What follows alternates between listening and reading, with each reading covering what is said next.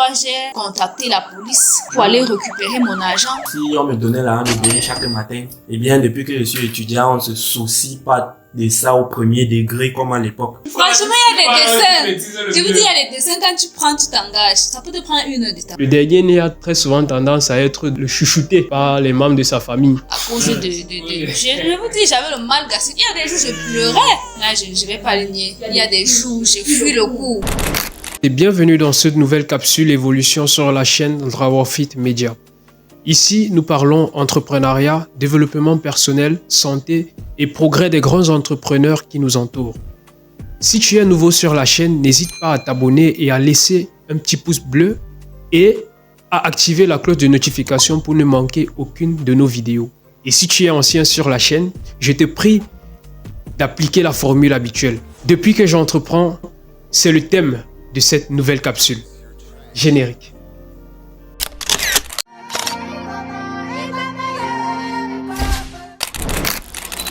Nous avons invité ici 2 jeunes entrepreneurs qui résident dans la ville de Boma, qui ont décidé justement d'entreprendre afin de pouvoir subvenir à leurs différents besoins. Nous vous prions de vous présenter. Moi, c'est l'étudiante Temgwa Chiranel de la 5e année médecine à l'université président Joseph Kasavubu. Je suis également entrepreneur dans le domaine de la prothésie ongulaire. Merci. On voit que même en tant qu'étudiante, il y a beaucoup d'autres choses que tu exerces encore. C'est bien. Quentin, qu'est-ce que tu fais, on va dire, dans la vie? Bon, présente-toi. Bon, je vais même dire que je fais quoi, mais je vais donc me présenter. Je suis Quentin B. Fongang. Ça, c'est le nom entier. Je suis né au Cameroun, à Bamungum, petit village dans l'ouest du Cameroun. Et actuellement, je suis étudiant en 4e année médecine à l'université d'État président Joseph Kasavubu en République démocratique du Congo. Et parallèlement, je suis entrepreneur dans divers domaines. Bon, je peux citer 3 principalement: l'audiovisuel, la littérature et le digital. Tout ça pour toi seul. Aïe. Ok, on va donc partir maintenant sur un autre point. Maintenant, tu dis par exemple que tu es auteur, entrepreneur, tu es également musicien. Pour ceux qui ne le connaissent pas, c'est Cérès Dims. Il nous l'a donné, pas pour qu'on le salisse. Salisse de sang, de larmes, de feu. Ça c'est la description de l'enfer. C'est pas millions de cailloux. Africa en pleurs. La haine a remplacé l'amour.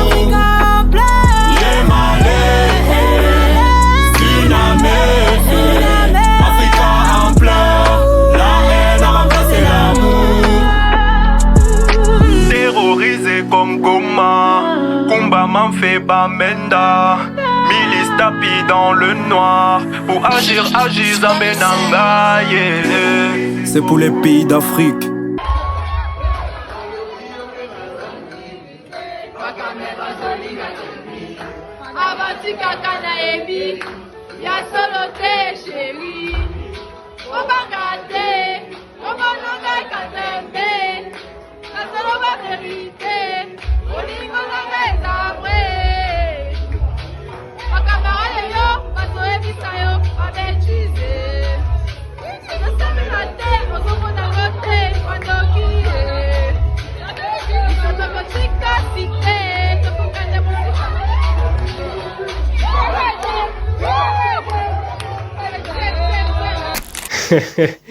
Ok, oui, est-ce que tu peux nous raconter comment ça a commencé? Bon, partant par exemple d'abord tu commences sur un domaine, parce que vu que tu as plusieurs casquettes là, ça sera un peu, oui, tu peux commencer d'abord par le domaine, bon, ou ce que tu veux. Ok, c'est bon. En fait, ça a commencé par la musique.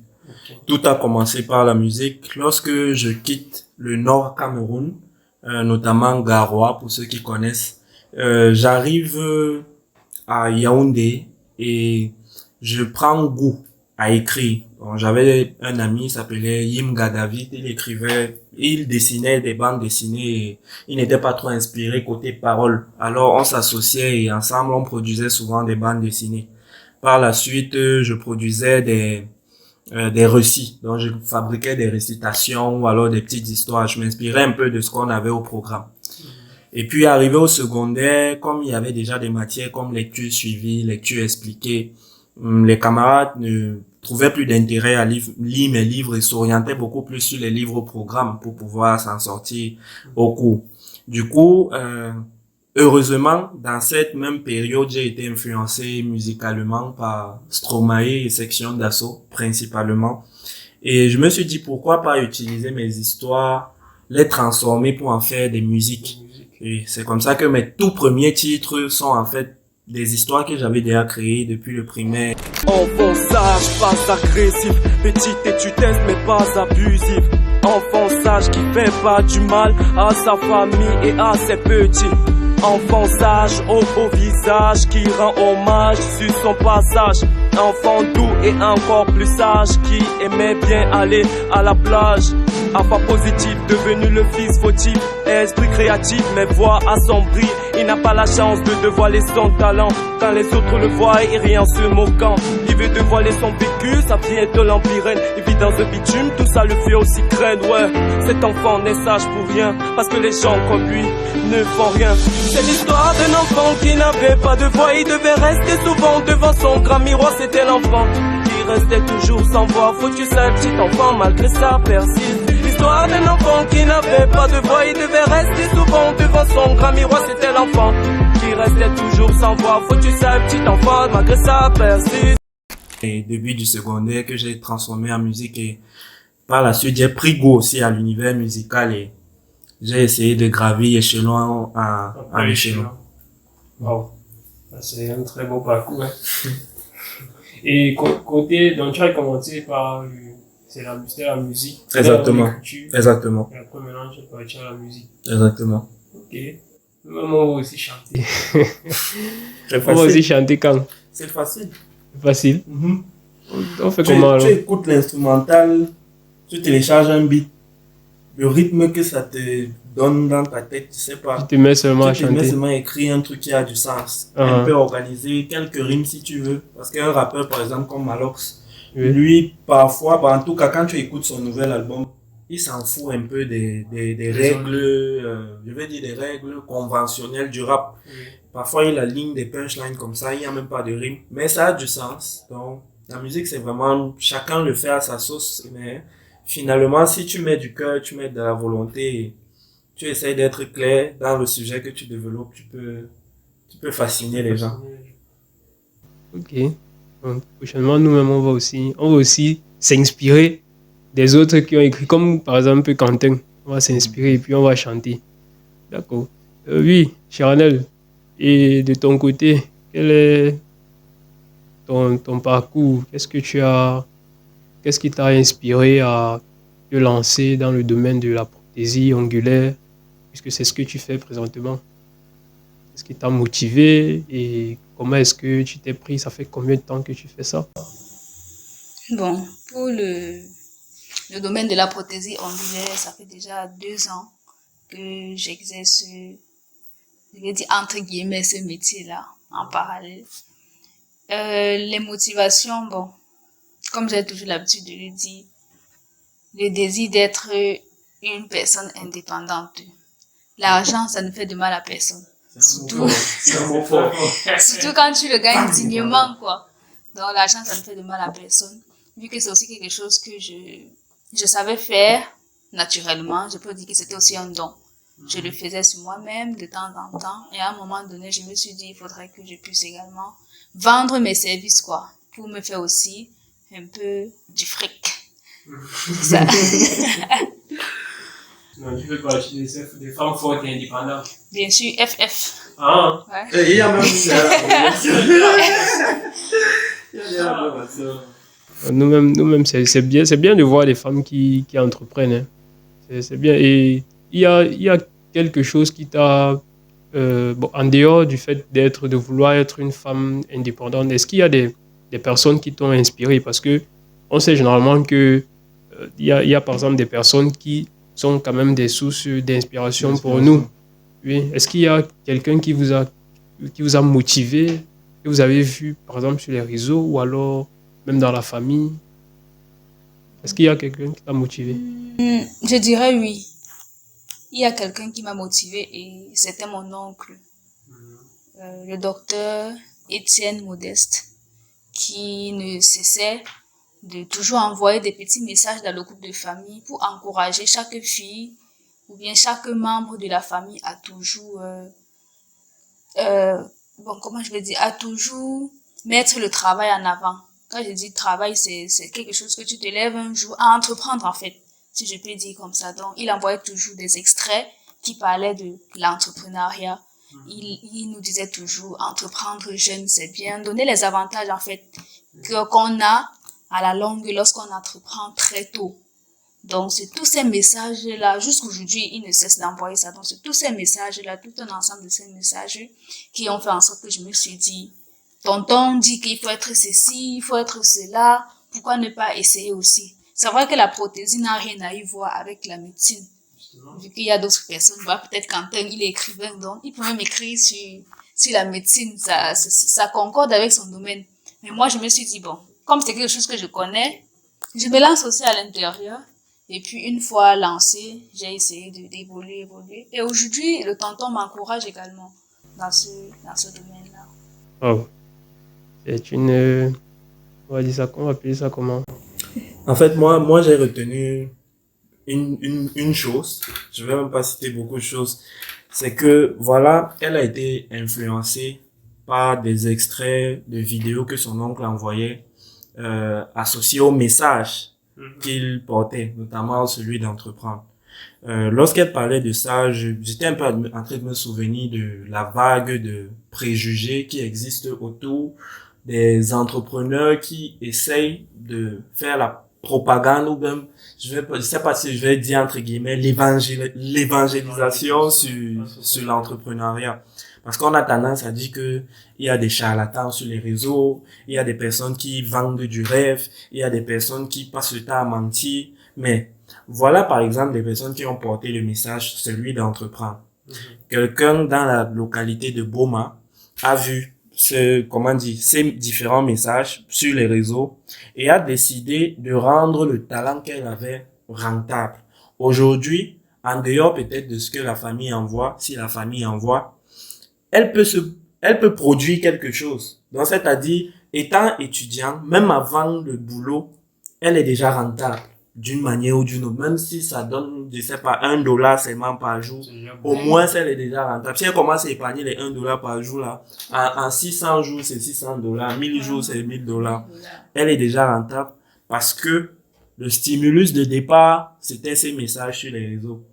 On comprend donc qu'il y a des personnes qui consomment très mal les messages qui existent dans leur environnement, qui leur demandent de faire X ou Y. Mais bizarrement, ces personnes seront quand même toujours en train de mettre les mégas. Mais si c'est pour mettre les mégas pour consommer du contenu qu'ils jugent toxique, bon, que ces personnes qu'elles jugent toxique, pourquoi donc mettre? Ferme les portes, tu te caches dans ta chambre et tu ne consommes plus de produits. Donc c'est l'observation que j'ai eue lorsque J'étais en train de parler. Exactement. Et c'était aussi un très bel hommage qu'elle faisait aussi à son oncle. Et que c'est lui qui vous a inspiré. Ok. Et Quentin, toi aussi, qu'est-ce qui t'a poussé? Est-ce que tu as des personnes qui t'ont influencé, que ce soit positivement ou négativement, afin que tu puisses entreprendre? Ok. Bon, dans mon livre Mûrir ou mourir, qui est mon tout deuxième livre lié à l'entrepreneuriat, je raconte ça un peu de manière beaucoup plus détaillée. Mais pour résumer, c'est genre quoi? Au départ, c'était des passions, comme j'ai parlé de l'écriture tout à l'heure et de la musique. Mais plus tard, précisément lorsque j'ai embrassé les études universitaires, c'est devenu comme une obligation. Parce que, voilà, plus je grandis, plus les parents vieillissent, plus les grands frères et grandes sœurs grandissent aussi, se marient, ont des enfants, donc ont des charges, de nouvelles charges. Alors, issu d'une famille nombreuse, parce que c'est un peu ça aussi le défaut de la famille nombreuse, c'est que quand les aïeux commencent à vieillir, les descendants payent un peu le prix fort. Alors, je n'étais plus très financé comme au départ. Donc, c'est-à-dire, si on me donnait l'argent de baigner chaque matin, eh bien, depuis que je suis étudiant, on se soucie pas de ça au premier degré comme à l'époque. Et ça se comprend. À l'époque, je ne comprenais pas. Quand c'était encore la phase aiguë, je ne comprenais pas. Mais avec le temps, dans la phase chronique, j'ai fini par compenser. Voilà. Alors, j'ai commencé à me demander, lorsque je produis peut-être une musique ou je produis un livre, dans tout cas d'espèce, pour pouvoir faire avancer ça, il faut soit être signé dans un label, soit être signé dans une maison de production, soit être signé dans une maison d'édition pour le cas du livre. Et pour tous ces aspects-là, je n'avais pas d'argent. Et la famille n'était pas si croyante sur mes talents. Donc, c'était souvent du genre, soit on prend tout ce qu'on a déjà économisé, on investit sur ta carrière, soit on prend cet talent qu'on a économisé, on investit sur ton école. Et voilà, moi, piégé dans la bulle de métro, boulot, dodo, de école, diplôme, emploi, j'étais effrayé. Donc, je me disais que non, l'école seulement. Et c'est comme ça que je me suis rendu compte que je ne pouvais que compter sur moi, même si je devais investir sur mes talents qui représentaient mon seul capital, comme elle a, par exemple, notifié pour son cas. Et voilà, je me suis dit donc, côté écriture, puisque je n'ai pas assez d'argent, je vais mettre une maison d'édition sur pied moi-même. Je vais éditer mes livres. Avec beaucoup d'autres choses. Peut-être on va revenir par la suite. J'ai rencontré une amie qui était encore étudiante en édition à cette époque-là, avec qui on a monté une maison d'édition et on s'est lancé dans l'édition, notamment Draofit Édition. Et à ce jour, elle est déjà éditrice et nous deux, nous cofondons Draofit Édition. Et à ce jour, nous avons près de 20 livres édités. Donc 20 livres d'auteurs africains et afro-descendants que nous avons édités. Et du côté musical, bon, sur la musique elle-même, je ne m'investis pas encore assez du fait de mes études. Si on me dit actuellement qu'il faut aller donner un concert à Kinshasa, je ne vais pas partir. Si on me dit que j'ai un examen à passer, ou alors le stage que je fais actuellement, je sors carrément même de l'hôpital. Mais j'ai profité des compétences collatérales, c'est-à-dire le fait d'être en musique m'a fait apprendre le montage vidéo. Le fait d'être en musique m'a fait apprendre du marketing digital et community management. Et aujourd'hui, je donne des formations dessus et je preste ces services pour des entreprises et des particuliers. Donc, voilà un peu dans quel sens les choses se sont passées. Disons que c'est dans une frustration. Donc, je me suis inspiré des frustrations que j'avais qui m'empêchaient d'exposer mon art. Et d'autre part, faudrait que je le reconnaisse. J'ai été influencé par des humains, sur le plan humain, par le docteur Claudel Nubissi. Je regardais ses vidéos tout le temps quand j'étais en terminale. Et quand je l'ai montré à mon père, il disait que passe d'abord le bac.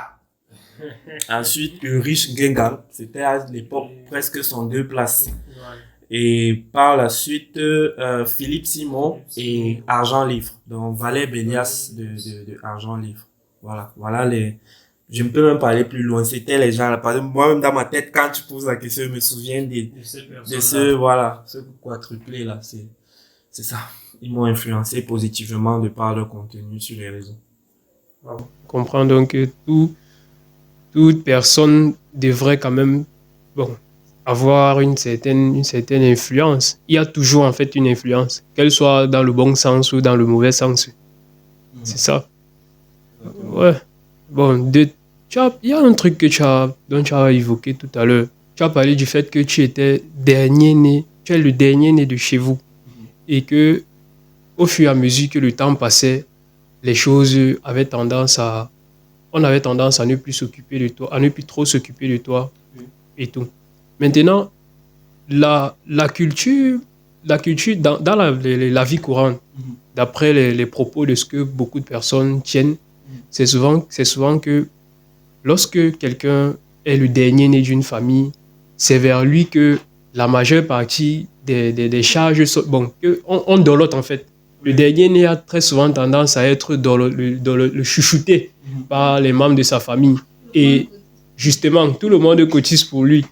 Et on s'attend à ce que les grands frères par exemple, qui travaillent déjà, on suppose qu'ils travaillent déjà, ont tendance à envoyer l'argent aux petits frères. Même ici, parmi nous, étudiants, il y a de ces étudiants-là qui attendent reçoivent l'argent un peu de partout, que ce soit de son grand frère, que ce soit de sa grande sœur, de son oncle et tout, et tout, et tout. Mais c'est un peu paradoxal avec le tien, avec ton cas. Je ne comprends pas pourquoi c'est ainsi. Effectivement, même auprès de mes camarades, quand je dis souvent que ouais, la facture vient de tomber, je vais faire comment? Ils me disent que mais on ne t'envoie pas l'argent pour la facture là, on ne fait pas ceci. En fait, ils sont étonnés que ce soit moi qui gère certaines de mes charges. Je ne connais pas, moi par contre, je n'ai jamais généralisé cette affaire. Donc quelqu'un ne m'a jamais dit que je suis dernier de la famille. Je lui dis directement que ça veut dire que tu ne manques de rien. Donc, je n'ai jamais eu à généraliser ça parce que je me dis que chaque famille, en principe, a sa philosophie. Et généralement, les gens qui me disent eux-mêmes ça, généalogiquement, ce ne sont pas souvent eux les derniers de la famille. Donc, je me dis que eux aussi, ce sont des trucs entendus qui sont juste en train de répéter. Je n'ai pas encore vu une personne sur qui ça s'est appliqué, sans toutefois dire que cela ne s'applique pas. Maintenant, moi, comme je disais tout à l'heure, quand je disais que j'ai compris, en fait, dans ma famille, en grandissant, voilà ce dont je me suis rendu compte. Je me suis rendu compte qu'il y a le fait que on t'apprend à être autonome. C'est là avant même que tu ne saches. Parce que quand je me rappelle de mon grand frère, avant même d'aller sur mes frères et sœurs, mes parents n'ont pas des métiers qui fondent des personnes en détresse. Tu vois? Parce que assumer de faire 8 enfants comme ça veut dire que toi-même tu sais sur quoi tu comptais, voilà. Et puis, même sur le plan des exploits, chacun a vraiment pas mal d'exploits. En tout cas, je ne parle pas des richesses parce que c'est une définition relative, mais je veux dire, s'il fallait manger, on mangeait. Il n'y a pas eu une nuit qu'on a passée comme ça, il n'y a pas eu à manger ou bien on n'a pas pu dormir sous un toit. Vraiment, jamais. Ça, il faut le reconnaître. Je n'ai jamais expérimenté la rue ou je ne sais pas quoi. Et donc, il n'y a pas de souci à ce niveau-là. Mais je me suis donc rendu compte que, en fait, mon grand frère, dans l'avant-dernier, lorsqu'il avait les âges que j'ai, donc, c'est-à-dire de 18 ans en montant, il vivait déjà comme un indépendant. Donc, il aidait ma mère à faire beaucoup de tâches. Et en gros, il était déjà imprégné dans la sphère entrepreneuriale. Au point où aujourd'hui, même malgré les études qu'il a poursuivies, il avait déjà une certaine facilité à entreprendre. Tout à l'heure, par exemple, je te donnais mes modèles sur le point de vue extrinsèque. Mais sinon, en interne, même, la personne qui m'inspire le plus, c'est mon grand frère. Parce que quelqu'un qui a fait la brouette à Essos et qui aujourd'hui fait tout ce qu'il fait là, il faut avoir vécu pour comprendre. Et disons que en moins de 10 ans, il a vécu tout un livre de vie. Tu vois. Du coup, c'est quelqu'un qui m'inspire beaucoup. Donc, pour revenir directement, rapidement et répondre à la question, c'est pour dire que, à un certain âge, il ne te donne plus forcément les mêmes ressources qu'à l'époque. Et il voit un peu comment tu réagis. Donc, ils sont là si la situation s'aggrave.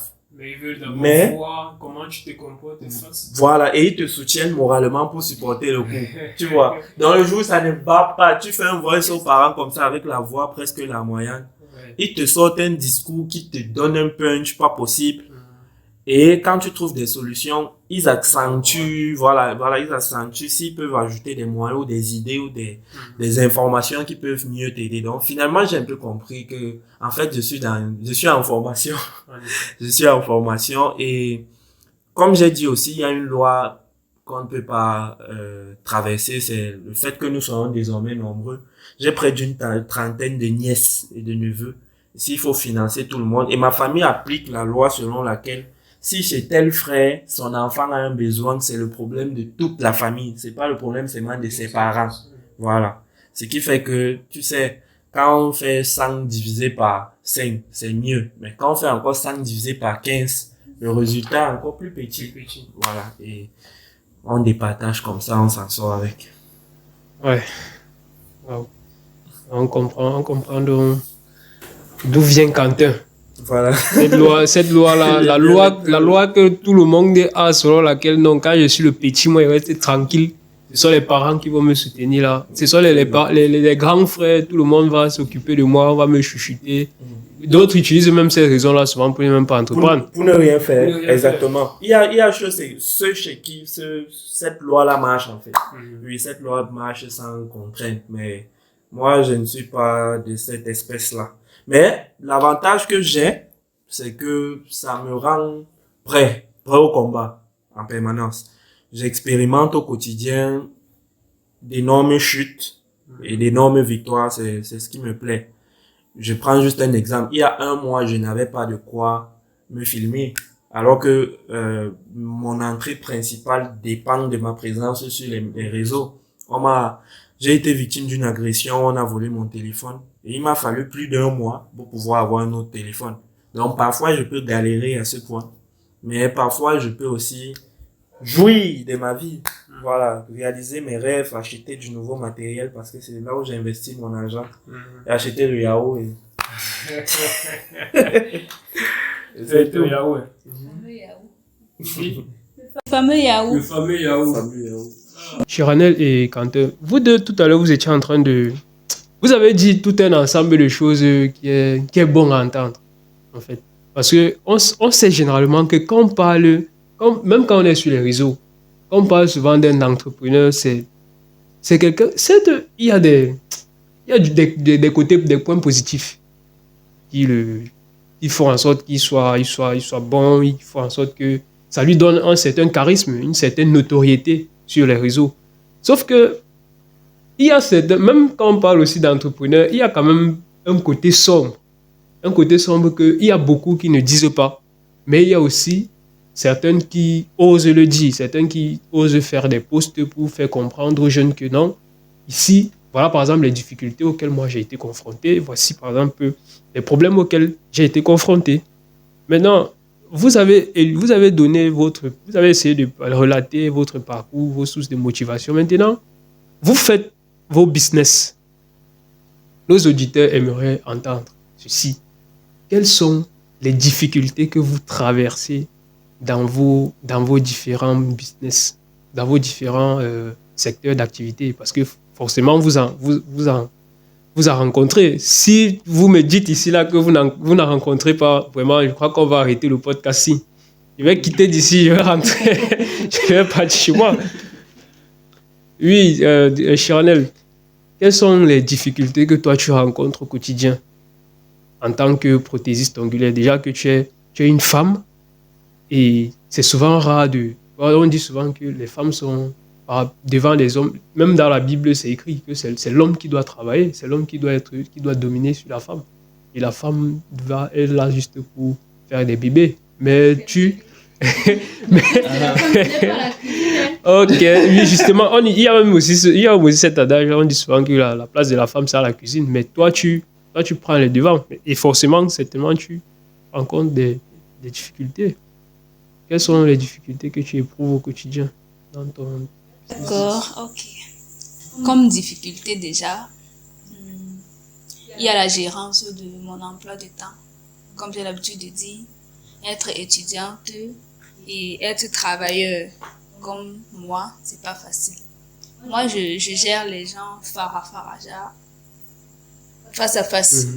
Pour faire une pause, soit je me déplace vers la cliente, soit la cliente doit se déplacer vers moi. Mais là, c'est sur rendez-vous. Oui. Donc, du coup, il peut arriver qu'un jour, tu as cours, et puis une cliente là t'appelle. Parfois même pendant le cours. S'il te plaît, j'ai besoin de toi, ou bien est-ce qu'on peut se voir dans peut-être 1 heure, 2 heures, pour ne pas peut-être te surprendre et dire que bon, j'arrive. Tu vois un peu. Du coup, parfois aussi, tu es en difficulté. Tu vois un peu. Peut-être tu n'as même pas 5 francs dedans.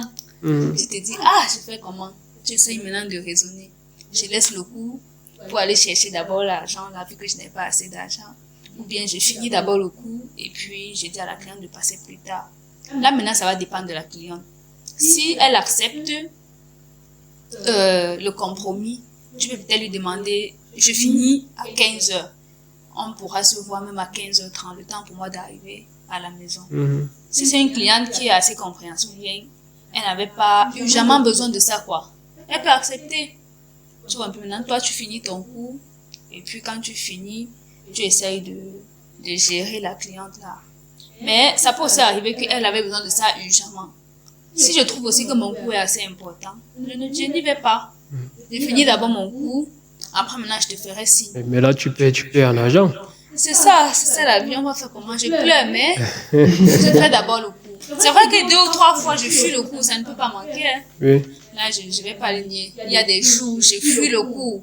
J'ai fui le coût pour aller satisfaire une cliente. Aussi parce que je n'avais pas assez d'argent en ce moment. Parce que c'est que j'ai assez d'argent, je me dis, bon, en ce moment, bon, les 5 dollars ou les 10 dollars, ça ne vaut rien sur mon coût. Tu vois un peu, on juge aussi. Je fais quel coût? C'est un coût assez important pour moi. Comme les étudiants ont l'habitude de juger un peu les coûts les plus importants ou moins importants. Donc c'est un peu comme ça que j'essaye de faire. Donc c'est vraiment l'une des difficultés que je rencontre. Et la deuxième difficulté que je rencontre, c'est que je suis allergique aux produits que j'utilise. Là, vraiment, c'est catastrophique. Au début, je n'avais pas su que j'étais allergique. Donc, quand je vais travailler, parfois je mets le vernis sur la main, je travaille. La nuit, maintenant, pour dormir, je me rends compte que j'ai des démangeaisons, j'essaye de gratter. Ce sont les brûlures, les boutons. Vous voyez, il y a même une brûlure ici. C'est vrai que c'est la nuit, on voit pas, il y a une cicatrice là. Donc, au début, c'est comme ça. Je ne savais vraiment pas que j'étais allergique. J'ai essayé de... Au fur et à mesure, je constatais quoi, que non, ce sont ces produits chimiques là qui sont en train de m'abîmer la peau, me donner toutes ces allergies là-bas. J'essaye maintenant de travailler avec les gants, malgré que ce n'est pas facile. Parce qu'au moindre contact là, c'est la catastrophe. Je ne dors pas. J'essaye maintenant d'acheter aussi des produits pour essayer de pallier à ça.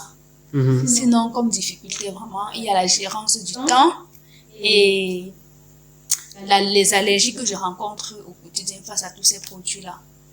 Ok. Et hormis ces différentes difficultés que tu viens de citer, est-ce que tu n'éprouves pas des difficultés également avec ton entourage, que ce soit tes amis, que ce soit ton petit ami, que ce soit même tes parents? Est-ce que tu n'éprouves pas des difficultés avec ces gens-là? Bon, côté parents, pas vraiment.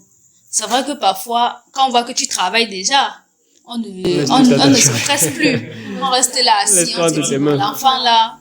En plus, je ne bloque pas mes parents sur mes statuts. Donc, tous les posts que je fais, mes parents sont au courant. Donc, du coup, ils peuvent même savoir que aujourd'hui, l'enfant, ça a travaillé. Demain, l'enfant, ça y est, elle avait travaillé. Elle a encore travaillé. C'est pour dire qu'elle a quand même eu petit quelque chose. Si c'est la fin du mois, comme ça, je dis que bon, je peux un peu patienter. Vous voyez un peu, quand tu viens vers le parent, il te dit patiente et tout.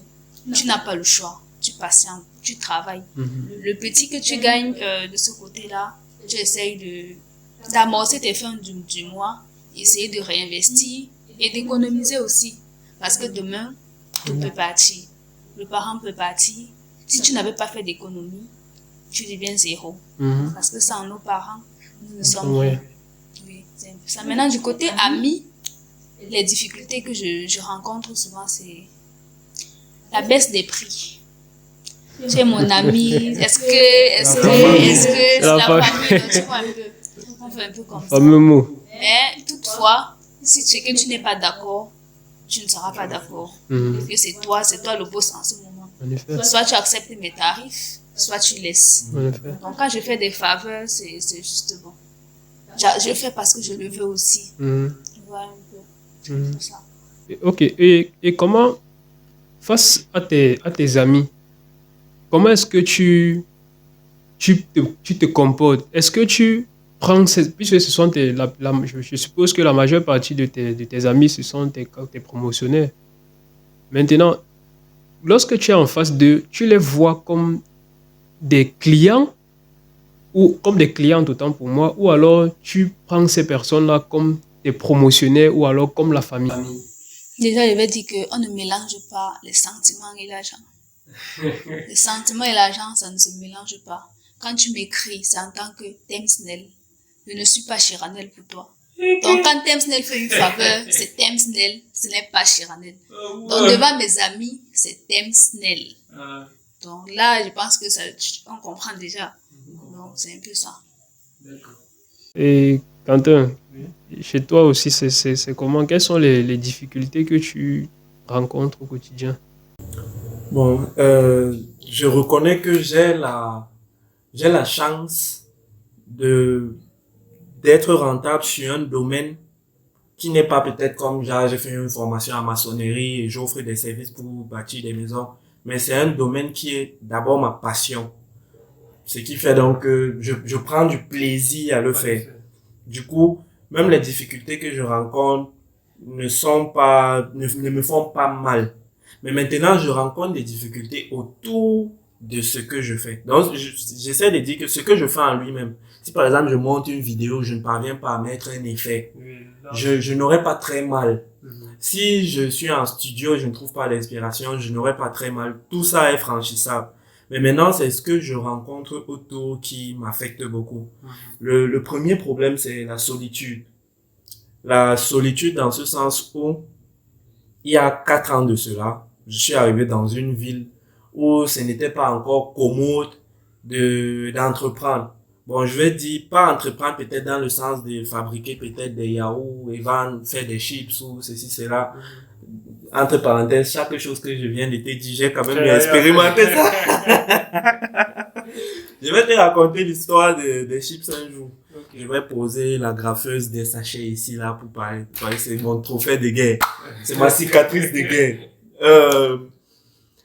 Je rencontre des soucis j'ai rencontré des problèmes comme la solitude dans ce sens où j'entreprenais dans un domaine où je n'étais pas assez compris, où je n'étais pas aussi accompagné. Donc, c'est-à-dire, je peux dire que j'avais des mentors, mais je n'ai jamais bénéficié tu envoies des questions comme ça que vraiment comment on fait effectivement ça. Et on te répond en te disant que fais ci, ça, et évite surtout de faire ça. J'ai vraiment manqué de ça. Et j'ai donc fait le tour des obstacles, le tour des échecs, des pertes, des incompréhensions. Et ayant toujours aussi été très sensible sur le point de vue émotionnel, ça m'a souvent beaucoup affecté. Ça, c'est un peu le petit défaut du dernier de la famille. Je m'emportais facilement. C'est vrai que c'est pas encore totalement corrigé, mais je m'attristais beaucoup. Et c'est l'un des problèmes. L'autre problème, c'est pas le surménage, mais des suractivités. Bon, finalement, je vais même revenir sur le surménage. C'est-à-dire le fait de faire beaucoup de choses. Je prends juste même la journée d'aujourd'hui. Ce matin, j'avais une conversation avec une personne que je forme. Plus tard, j'avais mon stage qui a pris de 8 heures jusqu'à pratiquement 19 heures, alors que l'heure de sortie normale, c'est 17 heures, ou alors même 15 heures. On nous a permis de sortir à 15 heures, mais chaque jour, c'est toujours jusqu'à 19 heures, soit parce que le maître a voulu, ou alors parce qu'il faut surveiller certains cas, voilà, ou alors des cas qui sont arrivés à l'heure où tu sortais. Tu as le devoir de superviser tout ce qui se passe, de telle sorte que s'il y a un problème plus tard, on peut même t'appeler et tu dis sur quel tableau tu l'as laissé. Voilà.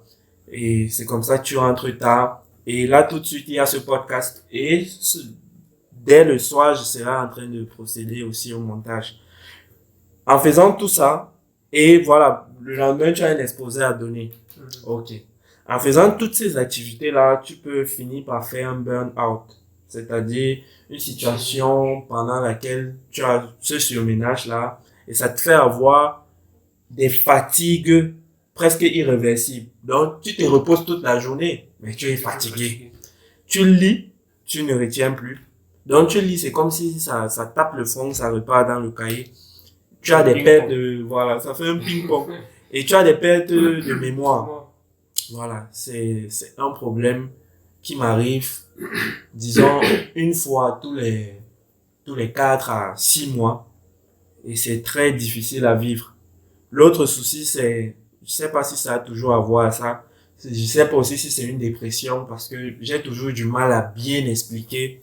En fait, c'est une situation dans laquelle tu es bien. Bon, tu crois être bien. Mais tu ressens au fond de toi que tu ne vas pas bien. Donc, tu es peut-être à un événement organisé par la communauté. Tu t'ambiances. C'est même toi qui véhicule la joie. Mais tu sais au fond de toi qu'il y a un truc qui ne va pas. Et les personnes qui t'observent généralement auront tendance à détecter, mais toi, tu ne vas pas détecter. Mais on voit là un peu les côtés sombres dont on ne va pas parler dès la première rencontre. Mais ce sont des problèmes qui existent beaucoup. D'autres soucis qu'on rencontre souvent, c'est pas les personnes qui disent que non, c'est la famille et tout, mais des personnes qui méprisent ton travail. Voilà. Aujourd'hui, je t'ai parlé des prouesses qu'on a réalisées avec la maison d'édition. C'est pas beaucoup, mais pour une personne qui était partie à ne même pas se lancer dans ce domaine, c'est quand même quelque chose. Sur le point de vue audiovisuel et tout, quand tu réalises tout ça, tu réalises des productions artistiques qui sont, bref, qui ont de l'impact même au niveau international, et des personnes se placent devant toi, par exemple, et te disent que tu n'as pas le calibre nécessaire pour prétendre tenir une conférence, pour prétendre former des gens, alors qu'au quotidien, tu ne comptes plus le nombre de témoignages que tu reçois au quotidien. Ça fait souvent mal. C'est vrai qu'il faut atteindre le point de l'insensibilité, mais jusqu'à présent, ça fait toujours, tu te demandes que, vrai, voilà. Et voilà, c'est ça qui affecte souvent au quotidien, et on est obligé de tenir. Et je ne cache pas aussi que je ne suis pas encore si indépendant que ça. Parce que parfois, quand la famille m'oublie vraiment, entre guillemets, je mets vraiment entre guillemets, parce qu'ils sont là au quotidien, ils me bénissent tout le temps, et quand ils peuvent, ils font quelque chose. Mais il y a des moments où moi-même, je n'ai pas d'entrée, et que eux aussi, c'est chaud de leur côté. Ce sont des périodes aussi très difficiles à vivre, et ça m'affecte souvent. Et ce qui me plaît, c'est que, voilà, c'est comme des potentiels d'action. Je monte, je gère avec. Alors, c'est très difficile, hein. On va même entreprendre un jour. Avec tout ce que vous avez avec tout ce que vous avez eu à dire là, moi je comprends que c'est vraiment difficile. Vraiment difficile. Mais ça vaut le coup. Ouais. Parfois, tu restes comme ça, tu dis que j'aime ce que je vis. Surtout, lorsque il y avait un gros challenge à 10 heures. Donc, genre, en fait, depuis que je suis encore plus à fond dans ce domaine, mes alarmes, ce n'est plus l'alarme du téléphone. C'est le problème qui t'a endormi hier. Parce que moi, je suis une personne les situations qui me dépassent me saoulent au point où je m'endors. Par exemple, le jour où on m'agresse, on prend mon téléphone. À peine 19h10, j'étais déjà dans un sommeil là. Du coup, ce qui me réveille, c'est le problème qui m'a endormi. Donc, il y a des situations où il y a un gros problème que tu avais en matinée. Et puis à 13h, tu as solutionné ça. À 15h peut-être, ou 16h, 18h, quand tu es en train de manger, tu dis dans ton cœur, c'est pas, ouais, tu dis dans ton cœur, je suis un soldat, je suis fort, je suis trop fort. Tu jubiles dans ta tête, tu dis que non, je suis très fort. Est-ce que mes parents me voient maintenant? Parfois tu te demandes, y a-t-il pas une caméra qui est en train de voir comment tu es en train de faire les tac tac tac? Par exemple, il y a l'une de mes activités où j'ai recruté mon père, où je collabore avec mon père, et quand je l'appelle tout à l'heure à l'hôpital, j'avais un petit temps libre. Je l'appelle et je commence à planifier comment on va faire pour satisfaire les 3 clients qu'on avait. À un moment donné, il ne comprend pas. Donc, en fait, il fallait envoyer, par exemple, de l'argent à l'un d'entre les clients dont on parlait. Il me pose la question de savoir, mais pourquoi tu m'as pas envoyé le numéro avant de m'appeler? Je lui dis que non, je t'appelle en fait pour qu'on fasse une planification. Il dit, hey, ah, je sais toi. Je dis que oui, c'est moi, mais attends, écoute d'abord. Il dit, oui, je t'écoute. Je dis, ok, faisons comme ci. Il était tellement fier de moi, et moi aussi, j'ai ressenti l'homme qui est en moi. Parce que... Exactement. Il faut aussi savoir, bon, en tant que dernier né, j'ai à vous dire, s'il vous plaît, écoutez-moi. En fait, quand tu as la posture de dernier né, quel que soit l'âge que tu auras, quel que soit le niveau de maturité que tu auras, on va toujours te prendre pour l'enfant qui rentrait de la maternelle et disait que on m'a mis les bleus. J'ai eu les A. Donc, parfois, des situations comme ça permettent de leur montrer que vous grandissez et vous appliquez ce qu'ils vous apprennent. Voilà, sur le point de vue de l'éducation et tout ce que vous entreprenez au quotidien. Donc, tu essayes de lui montrer que, ok, je prouve côté scolaire et je prouve côté entrepreneuriat et c'est tout. Wow. Ok. Maintenant, l'autre point, c'est vous avez parlé de vos différentes difficultés. Maintenant, quelles sont vos fiertés dans vos différents domaines que vous exercez? Chiranel, toi, quelles sont tes fiertés malgré les difficultés que tu traverses au quotidien, malgré que ça ne va pas? Parce que comme vous venez de dire, ce n'est pas rose. Ce n'est pas rose. C'est une dualité de situation. Voilà, oui, ce n'est pas rose, l'entrepreneuriat. Maintenant, mais malgré ces difficultés-là, quand même, vous êtes toujours résilient, vous êtes toujours en train d'entreprendre. Quels sont donc vos plus grands succès? Qu'est-ce qui vous... On appelle la motivation. Oui, quels sont vos plus grands succès dans vos domaines respectifs? Aujourd'hui, comme fierté, quand je regarde ma start-up qui sera une future entreprise, j'en suis fière. Et également, les parents voient la grande femme là aussi en moi que je deviens dans la gérance de l'argent, de toutes ces petites difficultés que tu rencontres dans le domaine du business là, de l'entrepreneuriat, qui te rendent quand même assez mature. Donc aujourd'hui, quand je m'exprime devant le parent sait que non, j'ai grandi. Et j'ai grandi grâce à quoi? Grâce à un ensemble de toutes ces choses-là qui tournent autour du business, des gens, comment tu dois les gérer, comment tu dois gérer ton temps, comment tu dois gérer de l'argent. Si tu as même un petit ami, il voit comment tu travailles. Donc, tous ces gens-là également qui sont, comment je vais dire, quand je regarde tout ça, je suis fière. Et ces gens-là également sont fiers de moi, ce qui me rend encore plus fière de moi. Et en ce jour également, j'ai une marque de presse-nail. Les presse-nails, ce sont des ongles déjà préalablement faits que les femmes achètent pour coller. Justement, j'ai fait ça pourquoi? Parce que j'avais ce souci de gérance de temps-là. Il y a certaines personnes qui sont très pressées. Dès que tu as ça 2, 3, dès qu'elle arrive, tu proposes, dès qu'elle accepte, tu colles, c'est 3 minutes, c'est facile. Elle-même, elle peut acheter et elle arrive à la maison, elle colle. Du coup, quand je regarde tout ça, je dois être fière. L'argent que ça me rapporte aussi, je suis tellement fière, donc je peux prendre soin de moi. Je vais pas exagérer. À 50%. Donc le parent est à 50, moi je suis à 50. Et je suis tellement fière de ça. Donc je ne dépends pas. On peut m'applaudir. Wow, c'est intéressant. C'est ça. C'est intéressant. Ok, et Quentin, quels sont tes plus grands succès? Bon, ma plus grande fierté, c'est sur le plan académique. C'est-à-dire, j'admire le fait d'évoluer de classe en classe malgré tout ce que je fais à côté. Et sur le plan pratique aussi, toujours dans le volet académique, j'admire le fait que mes maîtres de stage admirent ce que je fais. Voilà. Donc, c'est-à-dire, parce qu'au quotidien, tu te questionnes. Est-ce que, bon, ce que moi je fais même d'habitude, est dans chaque chose non, pas dans chaque chose. En musique, j'ai souvent une certaine assurance.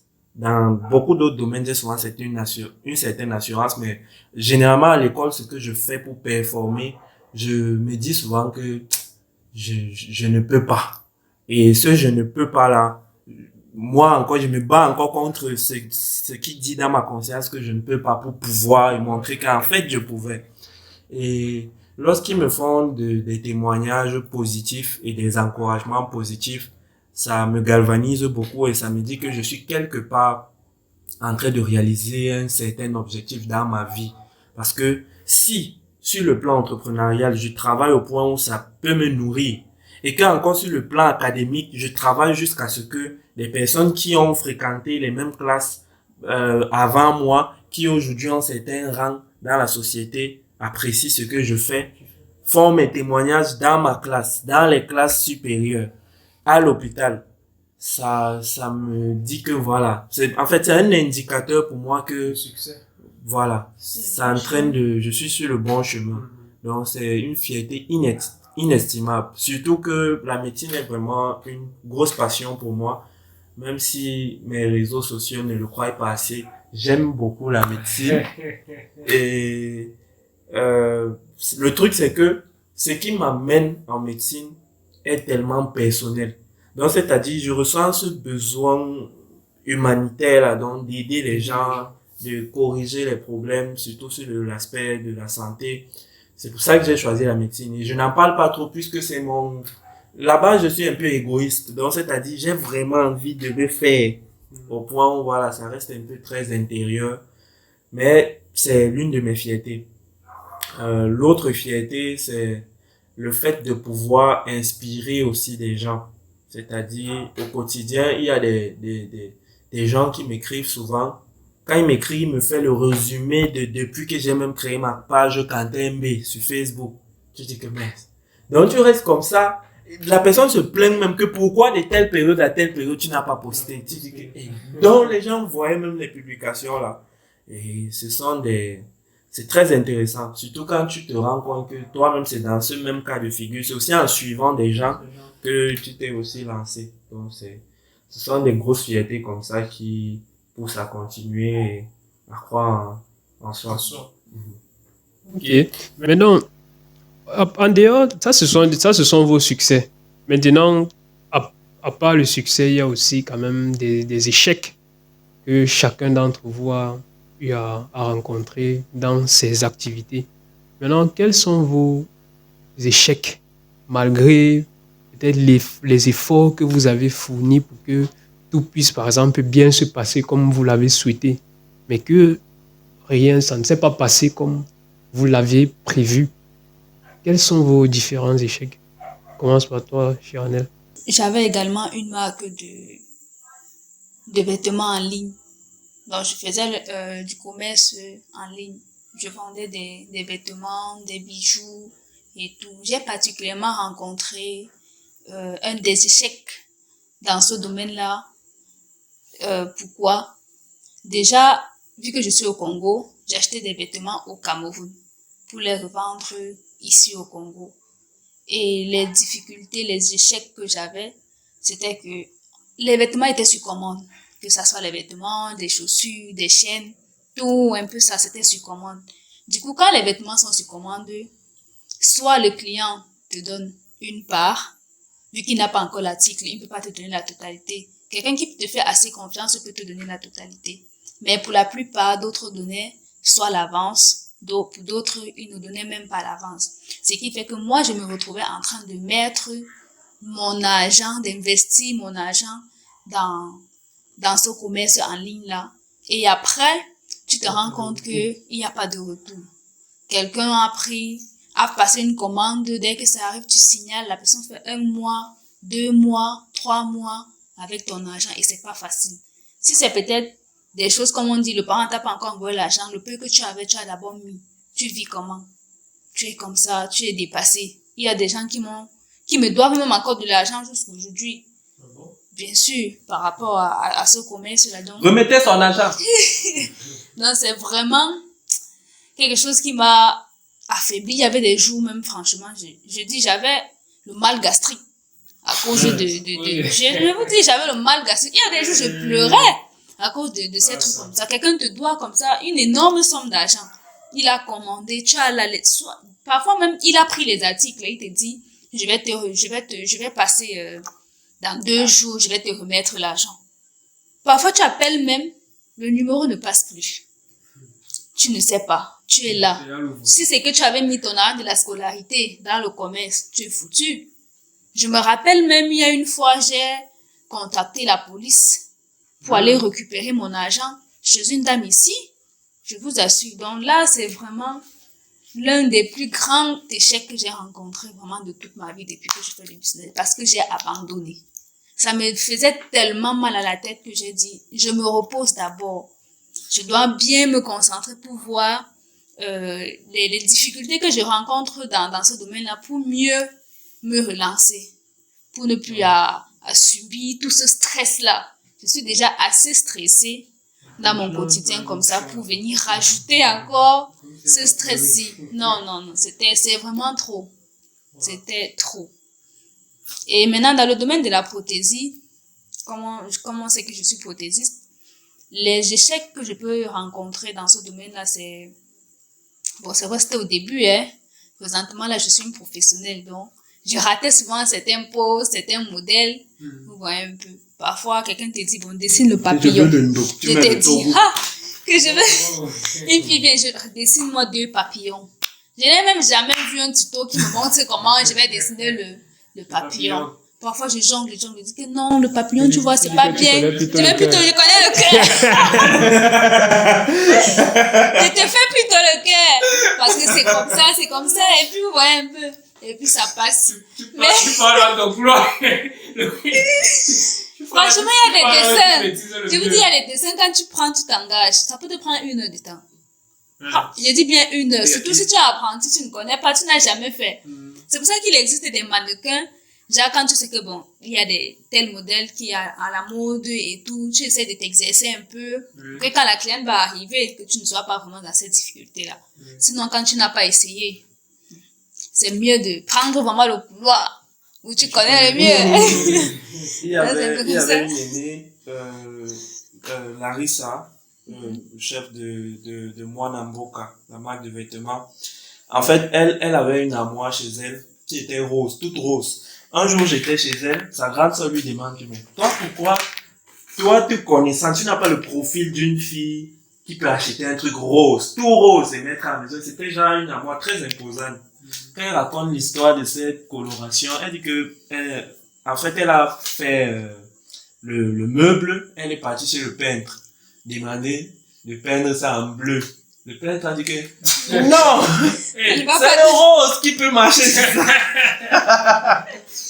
Elle dit que non, mais le bleu. Faut payer le bleu. La peinture bleue coûte combien? Il donne le montant. Elle donne l'argent. Elle part. Le soir, quand elle revient récupérer son meuble, elle voit un meuble rose. Il dit que non, c'est le rose qui était bien sûr.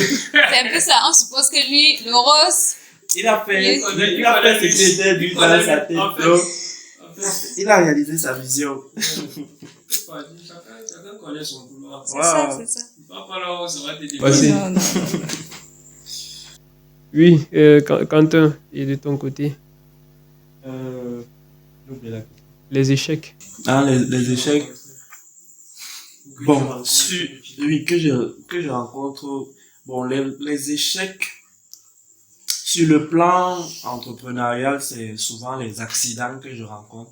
Je peux pas appeler ça échec. Par exemple, comme mon agression, ça m'a beaucoup paralysé parce que quand on m'agresse, quand on vole ce téléphone, dans ce téléphone, il y a près du 1 million de francs CFA dans une SIM Orange, de Orange Money Cameroun.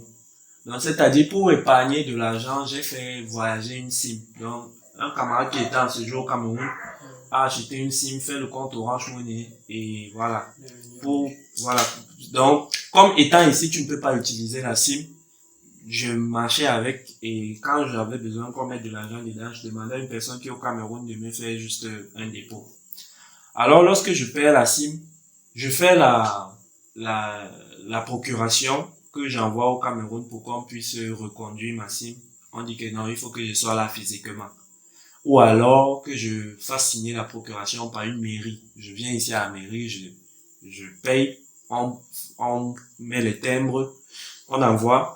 Ils n'acceptent pas, ils disent qu'il faut le cachet de l'ambassade. Je déplace une personne à Kin pour mettre le cachet. J'envoie au pays, on dit que rien ne prouve que c'est vrai, il faut envoyer par DHL.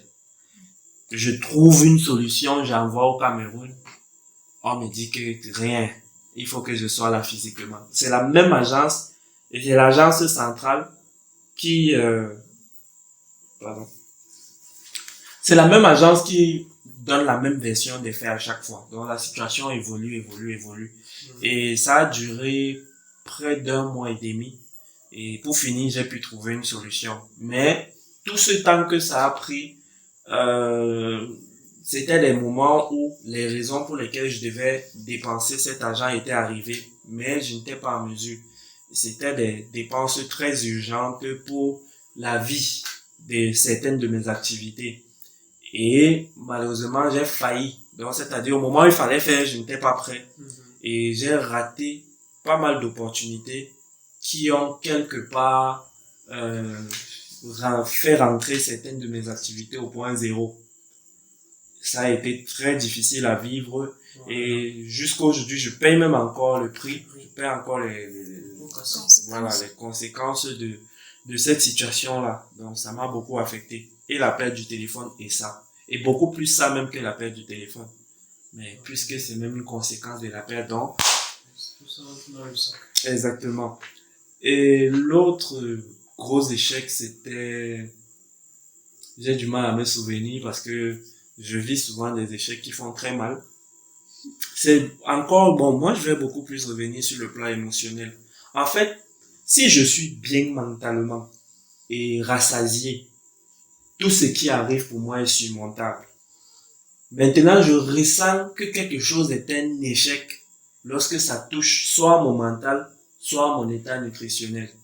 C'est en fait ça. Donc, par exemple, le vol de mon téléphone m'a beaucoup affecté émotionnellement. C'est pour ça que je classe ça dans les échecs. Parce que ça m'a vraiment altéré dans mon fonctionnement normal, dans ma vie active. Je suis habitué aux intempéries. Ce qui fait que, voilà, ce que je vis au quotidien, j'accepte ça comme combat. Mais quand ça m'affecte émotionnellement, c'est chaud. Donc, je reviens encore sur la solitude. Lorsque ça atteint son paroxysme, c'est très difficile à vivre.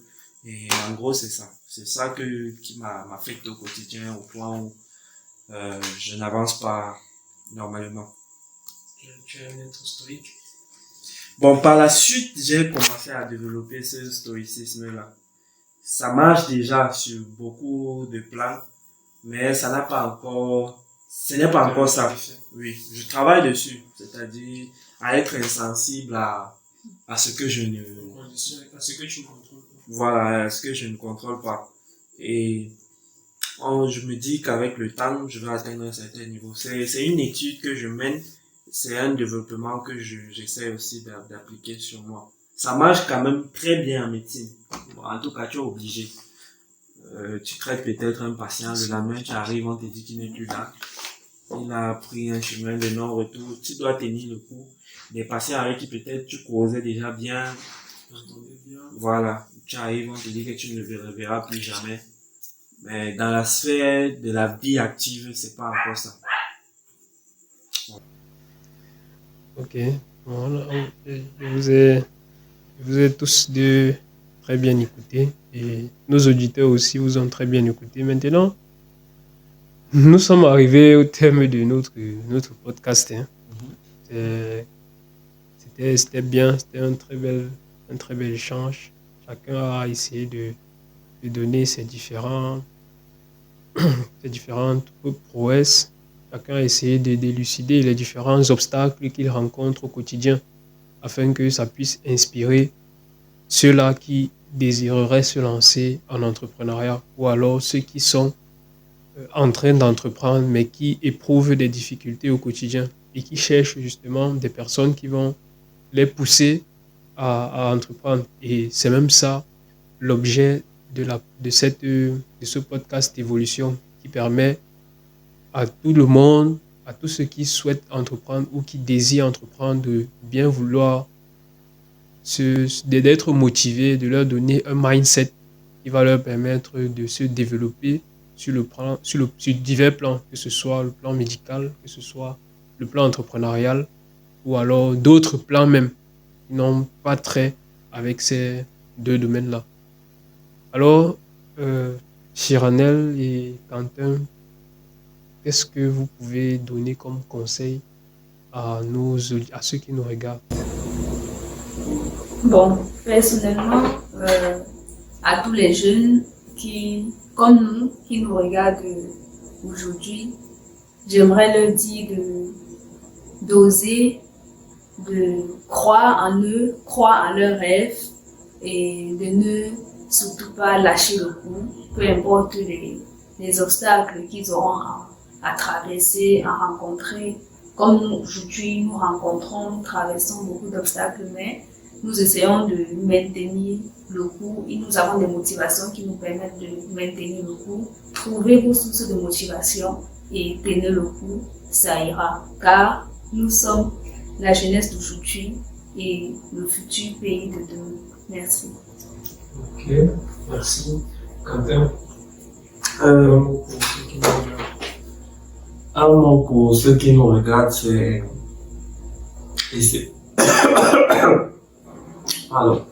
essayer d'entreprendre avant que la famille ne s'installe. Parce que quand vous entreprenez dans la famille, ça fait très mal. C'est très douloureux. Très, très douloureux. C'est-à-dire, les moments où vous projetez acheter un iPhone de près de $1000, alors que vous n'avez pas 500 pour partir en ville et acheter de quoi manger pour passer la nuit et aller le lendemain au stage. C'est très pénible de vivre ce type de douleur. Ou alors vous prévoyez avoir une chaîne de télé, mais vous n'avez pas d'argent pour acheter un micro. C'est une sensation paradoxale et très, très rabaissante même à la limite. Donc, entreprenez avant que les axos, avant que les problèmes ne s'installent. C'est très important. Donc, au moment où vous jouissez encore pleinement de l'investissement de la famille, profitez pour essayer de créer quelque chose. On n'entreprend pas parce qu'on manque d'argent. C'est les personnes qui ont goûté le manque d'argent qui sont obligées finalement d'entreprendre aussi pour cette raison. Mais l'entrepreneuriat, c'est aussi une forme d'éducation. C'est-à-dire, c'est une façon d'apprendre à être autonome et une façon d'apprendre à épouser le monde, à s'adapter au monde. Parce que si tu entreprends, ça te met en contact avec la société. Si tu es quelqu'un qui est habitué à être à l'école, tu ne vas pas comprendre comment maman Malise agit. Tu ne vas pas connaître comment une certaine Yvette dans tel quartier se comporte. Mais si tu entreprends, tu vas écouter des gens qui sont en Italie, écouter des gens qui sont en France, qui sont au Congo, qui sont au Cameroun. Tu auras un peu une idée de la mentalité des gens. Et même quand tu vas faire tes enfants, tu vas connaître où les envoyer. Que non, là-bas, ils ont tel esprit, je peux l'inscrire là-bas, je peux l'amener là-bas, je peux aller fréquenter tel milieu avec lui. Parce que tu as déjà une certaine expérience acquise. Mais quand tu te confines à ton cadre scolaire, d'emploi et tout ça, ton expérience est réservée à ce champ-là. Et c'est très dangereux dans un monde où, en 2015, personne ne savait qu'il devait demander à ChatGPT que rédige mon mémoire de stage. J'ai fait un stage qui portait sur la santé publique. Tiens un accent, parle avec un ton d'un étudiant de première année. Ne sois pas trop connaisseur dans ton langage. Entrez. L'intelligence artificielle te fait ton rapport, tu peux imprimer, tu donnes, tu as un suivant. Personne ne s'attendait à ça. Et pour pouvoir s'adapter aux nouvelles normes, il faut connaître la société. Et le pont entre nous et la société, nous écoliers, nous étudiants, c'est l'entrepreneuriat. Donc, entreprenez. Et de préférence avant la famille. Mais qui sait, peut-être les gens aiment l'extrême. Pour ceux qui aiment les extrêmes, attendez, patientez. Ok, merci Quentin, merci Chiranel pour votre présence, d'avoir répondu présent à cette invitation. Et nous vous remercions également, chers auditeurs et auditrices, pour votre aimable attention. On se dit très bientôt. Bye bye. J'espère que vous avez aimé le podcast qui vient de se passer. Nous vous prions de bien vouloir vous abonner sur nos différentes chaînes, particulièrement celle-ci, notamment Drawafit Media, d'activer vos cloches de notification afin de ne manquer aucune de nos prochaines vidéos.